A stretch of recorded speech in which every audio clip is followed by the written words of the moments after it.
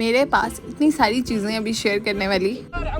انت جاي للباص شايف الباص ليش رايح له जैसे ये दो अरबी ड्राइवर्स आपस में लड़ रहे हैं अभी। वहाँ पे इतनी सारी चीजें शेयर करने वाली कि I can't even cover that all. जैसे कि सऊदीया का सबसे मशहूर अलबैक। मैंने अलबैक की इतनी हाइप सुनी हुई थी ना कि हमने हमेशा यही सुना था कि यार बहुत मजे का है। जो उनका स्पेशल चिकन है वो मक्का में अवेलेबल ही नहीं था, और मदीना में उस टाइम हमें पता नहीं था कि अलबैक कितना दूर है हमारे होटल से। हम लोग बाकायदा उबर करवा के गए, और जब हम गए तो वो लिटरली ऐसे 10 मिनट्स की वॉक पे था। और रश की तो खैर आप बात ही ना करें। रेस्टोरेंट से बाहर इतनी लंबी लंबी लाइनें लगी हुई, उफ तौबा। और मुकीत ने कहा हमारा आप खड़ी हो आप लोग। और मेरा आप सब लोगों को ये मशवरा है कि यार आप लोग जब भी सऊदीया जाएं, अल्लाह पाक सबको लेके जाए, और आप लोगों ने वहाँ पे जाके अलबैक लाजमन ट्राई करना है। और इस टाइम जब आप लेके चीज़ें बाहर निकल रहे होते हो ना, लिटरली वो ऐसे विक्ट्री मूवमेंट आपको फील हो रहा होता है। टू बी ऑनेस्ट, जितना यहाँ पे रश होता है ना, उतनी इनकी फास्ट सर्विस है। लाइक वो आपको 20 मिनट से ज़्यादा वहाँ पे खड़ा नहीं होना पड़ता। पहले दिन मुकीत ने मुझे कहा हमारा जो दिल करे लेकर आना। मुझे भी उस टाइम पूरे दिन की भूख लगी हुई थी। मैं भी जो कुछ मुझे समझ में आया ना मैं उठा कर लिया। और एंड टाइम पे इस भाई साहब ने रोना स्टार्ट कर दिया। मैंने कहा मैं तो नहीं उठाऊंगी अब इसको। फिर मुकीत ने खैर इसको फीड वगैरह करवाया। ये होता है ना कि बच्चे पूरा टाइम ऐसे चुप करके बैठे रहेंगे। जैसे ही आप नमाज पढ़ना स्टार्ट कर लो इनको रोना याद आ जाएगा। जैसे आप खाना खा लो इनको भूख लग जाएगी। लेकिन सच में अलबैक वाकई जितना मतलब उसका नाम या हाइप जनरेटेड है ना, वो इतना वर्थ इट है।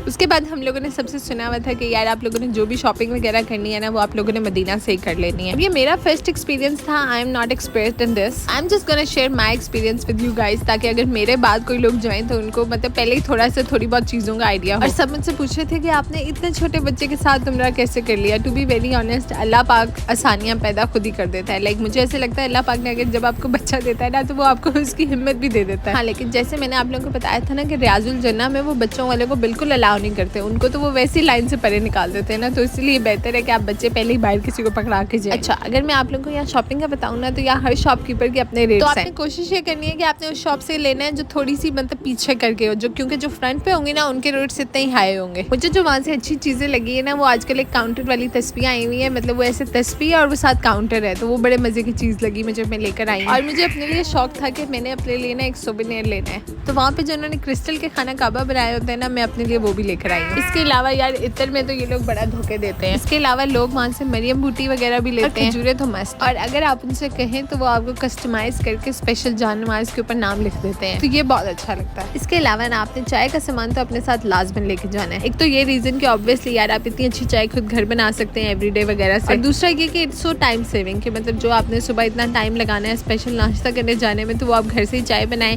रस वगैरह बिस्किट वगैरह खा लें, and that's all good. Medina की ज़ियारतों की बात करें तो वहाँ सबसे इंपॉर्टेंट मस्जिद कुबा है। यहाँ नफल पढ़ने की बहुत फजीलत है। मक्का में हम लोग अल-किस्वा टावर्स में रह रहे थे, और वहाँ से रोजाना सुबह 7 बजे एक बस जाती है जो आपको सारी ज़ियारतें करवाती है। हमने भी उस बस के ऊपर अपनी सीट्स बुक करवा ली। बस में खास तौर पे एक स्पेशल गाइड था जो आपको सारी हिस्ट्री साथ साथ सुनाते जा रहे थे। मक्का में ज़ियारतों के बहुत से पॉइंट्स हैं। मेरा आप लोगों के साथ ये सारी चीज़ें शेयर करने का मकसद सिर्फ इतना है कि जो लोग नहीं जा सकते उनको एटलीस्ट थोड़ा सा तो आइडिया होना कि मतलब वहाँ पे क्या होता है, किस तरह की चीज़ें होती हैं। ऑब्वियसली जो लोग गए हुए हैं दे कैन रिलेट, लेकिन जो लोग नहीं गए हुए एटलीस्ट उनको भी तो थोड़ा सा पता होना। अगर मक्का के पहाड़ों की बात करें तो there is no beauty in the city. कोई ग्रीनरी नहीं है, बिल्कुल पथरीले रेतीले पहाड़ है। इसके बावजूद भी आप अंदाजा करें कि अल्लाह पाक ने इस शहर को कितने वक्त लगाए हुए हैं। जो सामने आप लोगों को पहाड़ नजर आ रहा है, ये मक्का का सबसे बड़ा पहाड़ जबल सौर है। इसकी लंबाई तकरीबन 5407 फीट है। और आप सल्लल्लाहु अलैहि वसल्लम ने हिजरत मदीना के दौरान अपनी जिंदगी के 3 दिन जबल सौर पे क़याम किया। नबी पाक सल्लल्लाहु अलैहि वसल्लम को मक्का से इतना प्यार था कि उन्होंने हिजरत के दौरान यहाँ खड़े होकर बोला, मक्का तो मुझे बहुत अजीज है, लेकिन तेरे ये बाशिंदे मुझे यहाँ रहने नहीं देते। और आप सोचेंगे वो जिधर हिजरत करके गए मदीना, अल्लाह ने उस शहर को कितने वक्त लगा दिए। मैं एक दफ़ा ऐसे सोच रही थी तो मैंने मुकीत से पूछा, मैंने कहा अल्लाह पाक ने क्या सोच के आप सल्लल्लाहु अलैहि वसल्लम को मक्का में पैदा किया होगा ना, मतलब क्या सोच के अल्लाह ताला ने अरबियों को चूज किया। लेकिन खैर अल्लाह की हिकमत अल्लाह ही बेहतर जाने। मस्जिद नमरा है जो मैदान इरफात में है। पूरे साल में सिर्फ 2 नमाजें होती हैं, वो भी एक अजान के साथ। बाकी के पूरा साल ये मस्जिद बंद रहती है। हमारे गाइड ने हमें नफल पढ़ने से यहाँ पे सख्ती से मना कर दिया था, क्योंकि जहाँ पे फर्ज नमाज अलाउ नहीं है तो वहाँ आप नफल नमाज कैसे पढ़ सकते हैं। उसके बाद ये पहाड़ जबले रहमत है। ये वो पॉइंट है जहाँ पे हजरत आदम अलैहिस्सलाम और अम्मा हवा की अल्लाह ताला ने तौबा कबूल की थी। और उसके बाद आप सल्लल्लाहु अलैहि वसल्लम ने भी अपनी जिंदगी की सबसे लंबी दुआ जो कि 3 घंटों की थी, वो इस पहाड़ पे मांगी थी। वो भी लोग हज या उम्रे के लिए आते हैं, वो लाजमन जबले रहमत पे दुआ मांगते हैं। तौबा अस्तगफिरुल्लाह, यहाँ लोगों ने नाम लिख लिख के ही पत्थर काले किए हुए थे। अब बंदा सोचे कि जो अल्लाह पाक हर चीज पे कादिर है, हमें उसको याद करवाने के लिए अपना नाम लिखने की ज़रूरत है। खैर, मक्का की ज़ियारतों के दौरान हमने इतनी सारी चीज़ें देखी जो मैं शायद सारी कवर भी नहीं कर सकती। वो सारे खेमे लगे हुए हैं जहाँ हज के मौके पे हाजी आके क़याम करते हैं, और वो जो पीछे एक पिलर पॉइंट है, ये वो जगह है जहाँ हज़रत इब्राहिम अलैहिस्सलाम हज़रत इस्माइल अलैहिस्सलाम को कुर्बानी के लिए लाए थे, और फिर अल्लाह के हुक्म से एक दुम्बा ज़िबा हो गया था। इतनी क्यूरियोसिटी थी ना कि मैं देखूंगी हज के क्या अरकान होते हैं, किस तरह अदा किया जाता है। हमने वो सारी चीज़ें देखी, जैसे मैदान इरफात, मुज़दलिफा, मना, और फिर ये जमरात। जो सामने जिस बिल्डिंग के अंदर अंधेरा अंधेरा नजर आ रहा है, बेसिकली ये वो जगह है जहाँ पे हज के मौके पे हाजी आके शैतानों को पत्थर मारते हैं। ये पूरी दुनिया का सबसे बड़ा खैमों से बना शहर है। यहाँ से अंदाजा लगाएंगे पिछले साल 24 लाख लोगों ने हज अदा किया है। माशाल्लाह, अल्लाह पाक हम सबको भी करवाए। ऊपर गारे हिरा है, हम लोग यहाँ करीब नहीं गए क्योंकि ऑब्वियसली एक बेबी के साथ ऊपर जाना बहुत मुश्किल काम था, तो हमने दूर से ही देख लिया। हम लोग ना वहाँ बैठे हुए ये सोच रहे थे कि यार ये जो अरबी हैं, मतलब ये जो सऊदीया में रहते हैं, ये लोग माशाल्लाह कितने खुशकिस्मत है। ये वो मस्जिद है जहाँ पे हजरत उमर रज़ी ताला ने अपने दौर में अदल इंसाफ किया करते थे, तो इस मस्जिद को मस्जिद अदल कहा जाता है। और ये मक्का का सबसे कदीमी कब्रिस्तान है। खदीजा रज़ी ताला अन्हा और बहुत से सहाबियों की कब्र यहाँ पे है। तो मैं कह रही थी ना, जैसे ये सऊदीया के लोग हैं, ये माशाल्लाह इतने खुशकिस्मत है, जब इनका दिल किया उठ के मक्का पहुँच गए, मदीना पहुँच गए,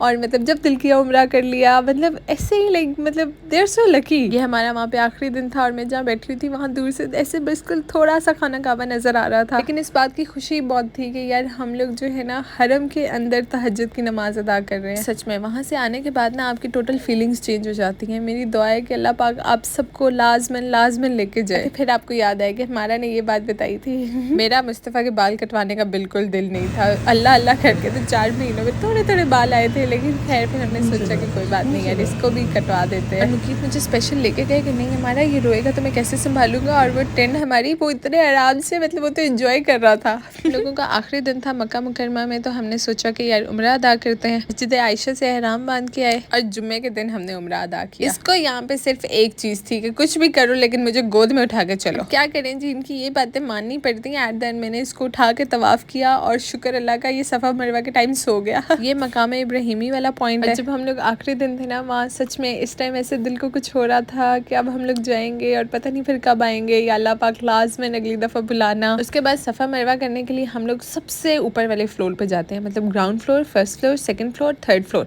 हम लोग की कोशिश होती है कि थर्ड फ्लोर के ऊपर करें, वहाँ पे मतलब बिल्कुल भी रश नहीं होता, और नीचे उतना ही रश होता है कि आप पैर भी नहीं रख सकते। शुक्र अल्हम्दुलिल्लाह हमारा आखिरी उम्रा भी अदा हो गया था। और ये वहाँ पे ना खुशबू लेके फिर रहे होते हैं, मतलब हरम के सहन में आप कदम रखेंगे तो आपको ठंडी हवा के झोंके आएंगे और खुशबू ही खुशबू। बहरहाल we were all packed up to go back home. It is always recommended कि आप अपनी फ्लाइट से 10 घंटे पहले चेकआउट कर दें, क्योंकि ऑब्वियसली ट्रैवलिंग में फिर जद्दा पहुँचते पहुँचते टाइम लग जाता है। हम लोग की फ्लाइट 12 बजे की थी और हम सुबह 6 बजे एयरपोर्ट पे बैठे हुए थे। वहाँ पे एक मिस्री औरत अपना बच्चा मेरे पास बिठा गई, और मुस्तफ़ा और ये दोनों लगे पड़े हो। और हाँ, हम लोगों ने आते हुए एक गलती की थी कि हम लोग ना टर्मिनल से, मतलब जहाँ पे हम उतरे वहाँ से हम पैदल चल के पागल हुए हुए।